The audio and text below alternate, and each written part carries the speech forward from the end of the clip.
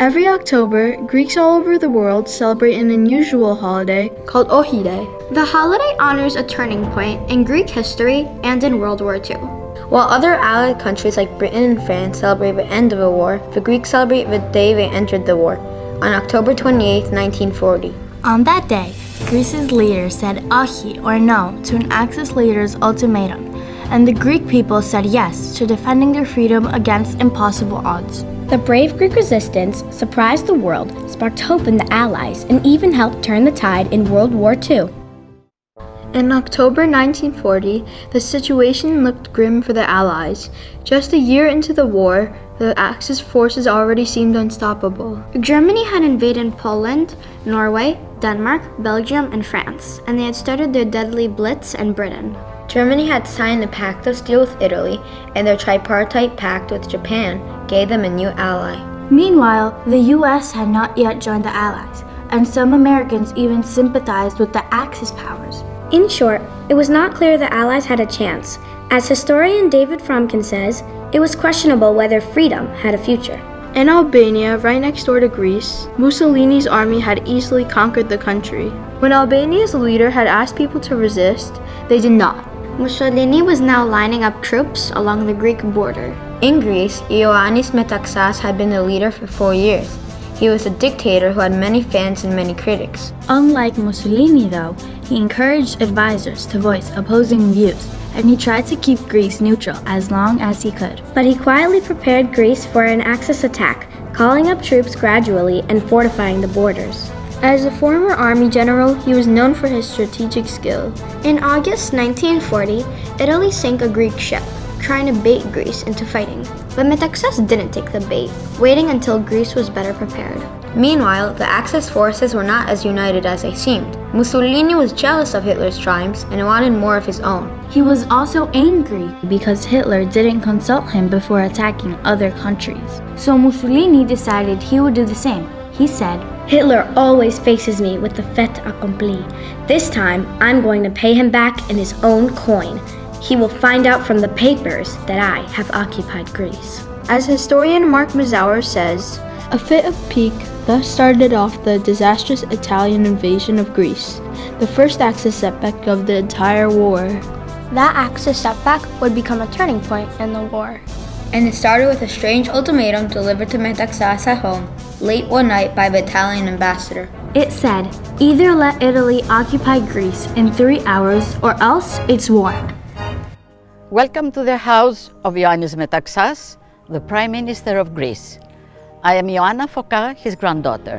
Αυτός είναι ο χώρος όπου ο Ιωάννης Μεταξάς, πρωθυπουργός της Ελλάδας, δέχθηκε τον Εμμανουέλε Γκράτσι το πρωί της 28ης Οκτωβρίου στις 3 η ώρα παρατέταρτο. Ο Γκράτσι έφτασε απροειδοποίητα. Έπρεπε να δώσει στο Μεταξά το τελεσίγραφο εκ μέρους του Μουσολίνι.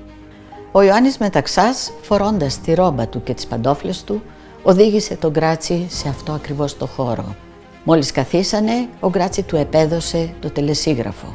Πήρε το χαρτί και άρχισε να διαβάζει προσεκτικά. Όταν τελείωσε την ανάγνωση, κοίταξε τον Γκράτσι κατάματα και συγκινημένος του είπε «Alors, c'est la guerre». Επομένως έχουμε πόλεμο. With this famous response, Metaxas said OXI to Italy and Greece entered the war. The Italians attacked 3 hours later, expecting an easy victory. Mussolini's advisors were afraid to contradict him. They had told him the Greeks were unlikely to fight hard. As one advisor said, "We should not meet resistance, or at most, very feeble resistance." Another added, Most Greeks are indifferent to everything, including the prospect of our invasion. Mussolini expected to march on Athens within a few days. Much of the world expected that too, because of how outnumbered and outgunned the Greeks were. But the Greeks proved everyone wrong. When Metaxas announced he had said OXI to Italy, the Greeks celebrated in the streets. American eyewitnesses shared what they saw. No one living in Greece on October 28th will ever forget the day. The Prime Minister, in his famous "No," expressed the spontaneous determination of every Greek. The men were happy and proud to leave for the front. Their wives never shed tears, but cheered them on. With the shriek of the sirens and the tolling of the church bells, the people instantly became as one, with the sole purpose of defending their country. Pulitzer-winning reporter Leland Stowe covered 44 different countries during the war.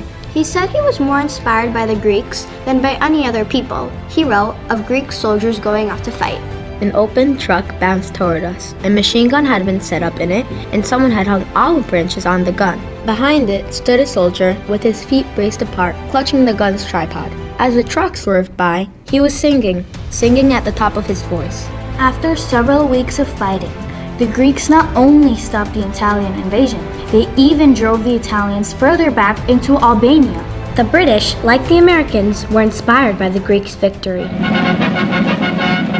Athens rejoices in the great victories of her wonderful troops. General Metaxas and King George have shown that it does pay to stand up to a bully if your country is solidly behind you. These pictures show how all Greeks of whatever age rallied to the country they proudly call their own.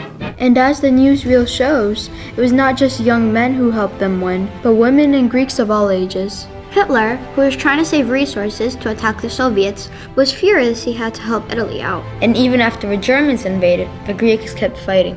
In the Battle of Crete, while Germany eventually won, it sustained significant losses, as Greek men, women, and even children joined the fight. The Greek resistance lasted 219 days, longer than any other occupied country. They even kept resisting after Greece was fully occupied. For instance, in 1942, they blew up the heavily guarded Gorgopotamos Bridge, disrupting access supply lines. And in 1944, they kidnapped a Nazi general.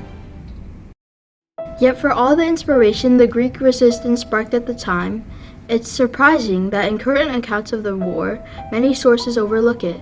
On some timelines of major events, for instance, Greece does not even appear. This could be because Greece was eventually occupied by the Axis powers. Or it could be because the war lasted years, and there were many famous turning points, like Pearl Harbor, Midway, Normandy, Stalingrad, and others. But Greece standing up to the Axis was an important turning point, and it had three major consequences. The first consequence was in the pride Greece earned, as the grandson of one Greek soldier shared. And then I knew that my family, we had a hero of the war, because he fought the enemy too. He fought for Greece, and you know, when you go to war, nobody promises you that you're gonna come back alive. Yet he had no fear. He was one of those hundreds of thousands of smiling faces we've seen in photographs in the museums. The reason there is a national holiday is because Greeks are proud of how bravely their relatives entered the war and how fiercely they fought in it. The second consequence is that the Greeks proved the Axis forces were not invincible.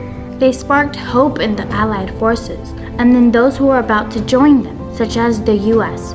As FDR said, when the entire world had lost all hope, the Greek people dared to question the invincibility of the German monster, raising against it the proud spirit of freedom. The third consequence, and maybe the most important, is that the long Greek resistance diverted Axis resources that could have gone elsewhere. This may have cost Germany the Battle of Stalingrad, and arguably the war. As one German commander said, the unbelievably strong resistance of the Greeks delayed by 2 or more vital months the German attack against Russia. If we did not have this delay, the outcome of the war would have come out differently.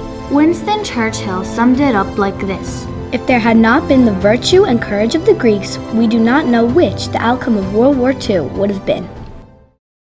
Back in 1940, a British official paid tribute to the Greeks. He said, Greece gives us a reminder that courage, brains, and determination can upset the calculations of a bully as swiftly and unexpectedly as David, with his sling, overthrew the clinking champion of the Philistines.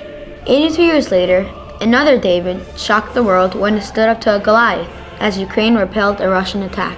Here in the US, the Washington OXI Foundation saw the similarity, and they honored President Zelensky with the OXI Courage Award, where he spoke about the importance of standing up to Goliaths.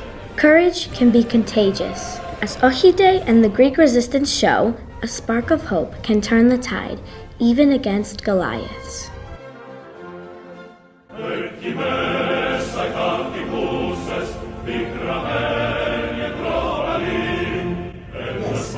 This is the actual telephone that Metaxas received a ring